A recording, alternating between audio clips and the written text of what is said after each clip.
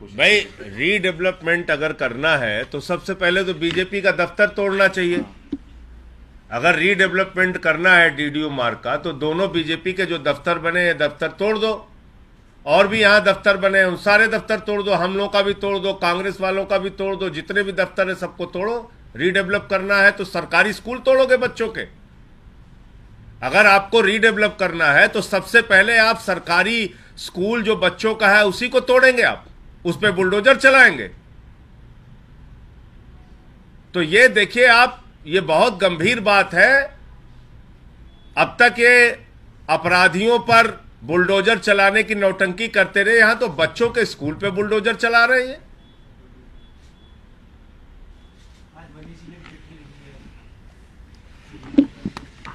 देखिए वो बहुत ही मार्मिक और गंभीर संवेदनशील चिट्ठी दिल्ली के पूर्व उप मुख्यमंत्री मनीष सिसोदिया जी ने लिखी है और इस बात पे चिंता जाहिर की है कि एक अनपढ़ व्यक्ति अगर देश का प्रधानमंत्री होगा तो किस तरह से उसका खामियाजा हम लोगों को भुगतना पड़ेगा।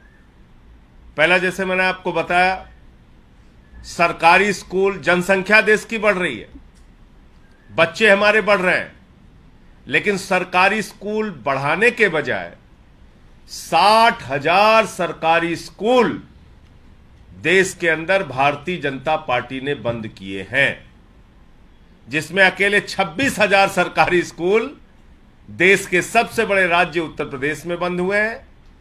हजारों स्कूल बंद हुए हैं मध्य प्रदेश में, हजारों स्कूल बंद हुए हैं गुजरात में। करते क्या है ये लोग? इन्हीं के अपने प्राइवेट स्कूल हैं। प्राइवेट स्कूल के नाम पे भाजपा के नेता और मंत्री अपना धंधा चलाते हैं और सरकारी स्कूलों को तोड़ने का काम करते हैं। और मैंने आपको जैसा बताया कि जैसे ही भारतीय जनता पार्टी का राष्ट्रीय कार्यालय बना तो इन्होंने सबसे बड़ा राष्ट्रीय कर्तव्य अपना निर्धारित किया कि बच्चों का स्कूल सबसे पहले तोड़ो। स्कूल नहीं रहना चाहिए देश में। तो इस बात को लेकर मनीष सिसोदिया जी ने चिंता जताई है कि अगर देश के प्रधानमंत्री अनपढ़ होंगे, गैर पढ़े लिखे होंगे, सरकारी स्कूलों को बंद करेंगे तो बच्चों के भविष्य का क्या होगा और देश किन हाथों में इस समय है और किस दिशा में आगे बढ़ेगा, ये हम सबके लिए एक चिंता का विषय है। संजय जी, एमसीडी अब आपके हाथ में है, तो क्या आपके पास ऐसा कुछ प्रावधान है कि आप उसको रोक सकते हैं ऑर्डर को, या फिर आप? देखिए, दुर्गेश पाठक जी एमसीडी के नामित सदस्य भी हैं और मेयर भी आम आदमी पार्टी का है। हमने तो आपको सीपीडब्ल्यूडी और एमसीडी और मोदी सरकार की मिली भगत से जो ये बुलडोजर चलाने की कोशिश है उसका खुलासा आपके सामने किया। जहां तक दुर्गेश जी ने बताया, हमारी पार्टी, हम लोग पूरी तरीके से इसका विरोध करेंगे और ये बिल्कुल नहीं होना चाहिए कि बच्चों का स्कूल तोड़ के और भाजपाइयों का अनपढ़ पार्क बनाया जाए। इसके लिए ये ठीक बिल्कुल नहीं होगा। और ये जितने भी भवन खड़े हैं सब अडानी भवन है देश भर में। बीजेपी दफ्तर के नाम पे जितने बन रहे हैं सब अडानी का पैसा लग लग के बन रहा है। और आपका कोई प्रश्न हो?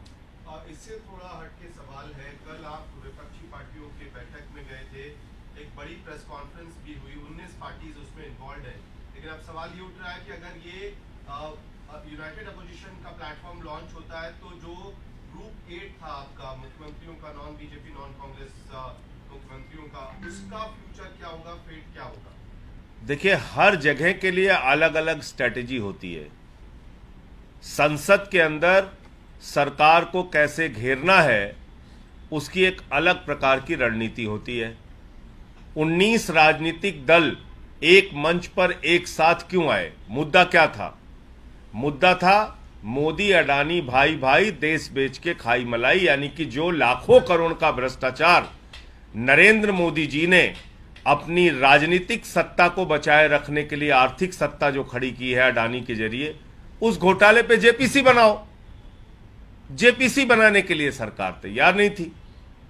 इसको लेके पूरा संसद का सत्र चलने नहीं पाया, मोदी सरकार ने चलने नहीं दिया। और क्या मैसेज दिया पूरे देश को कि पूरे देश में लाखों करोड़ का घोटाला हो जाए, विदेशों से लाखों करोड़ काला धन अडानी की कंपनी में लगा दिया जाए, इंडिया बर्बाद हो जाए, लेकिन अडानी बर्बाद नहीं होना चाहिए।